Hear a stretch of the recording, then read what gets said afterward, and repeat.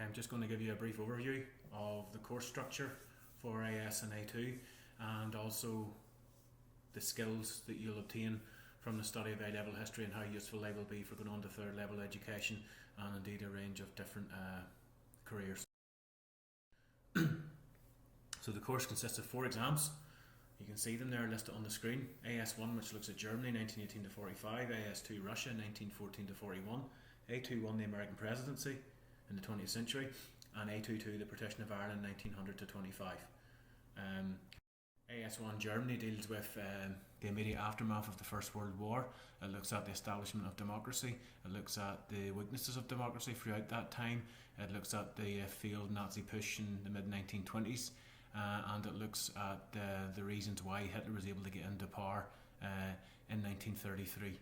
It then proceeds to go and look at Hitler's dictatorship, some of the key aspects of that dictatorship, the consolidation of power, the use of terror, their policies towards the Jews, and then it goes on, the final part of the course is on life in Nazi Germany during the Second World War.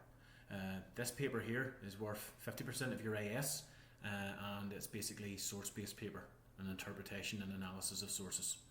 A, which is worth the other 50% of your AS, looks at Russia 1914 to 41, and it looks at the February Revolution, the overthrow of the Tsarist regime, the October Revolution with the Bolsheviks seizing power and the establishment of the first communist government in the world, and then it looks at the Bolsheviks and how they consolidated their position by looking at the Civil War, their economic policies between 1917 and 24, and then the final half of the course looks at Stalin. It looks at Stalin, how he got into power, how he won the power struggle within the Bolshevik party.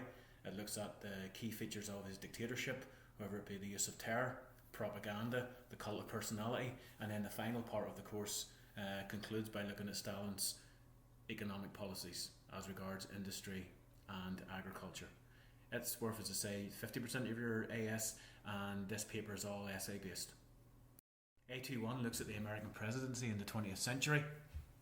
It looks at all the presidents in the 20th century, and it looks at their foreign and domestic policies, and it looks at other key concepts such as how presidential power ebbed and flowed throughout the 20th century, how it increased and decreased, in other words.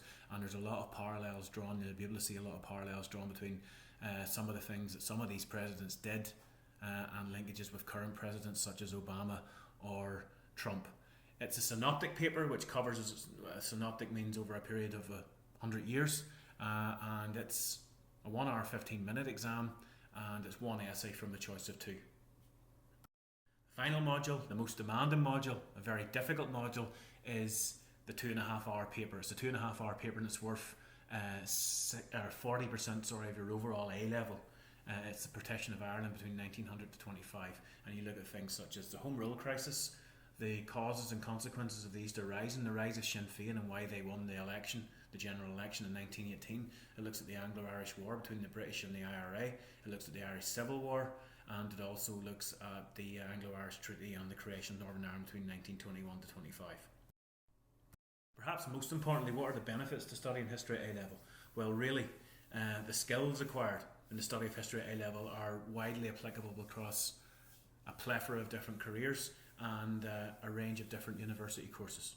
The skills that you develop during your A-level, your 2-year A-level course, such as organisation and analysis of information, examining documents, primary and secondary, processing information, arriving at decisions, presenting logical and coherent arguments, be able to clearly express your views and ideas both in a written and oral form, your communication skills, in other words. Those are all skills that are highly sought after by a range of different employers. So they're what's known as transferable skills, which easily transfer into a range of different degree courses and a range of different careers.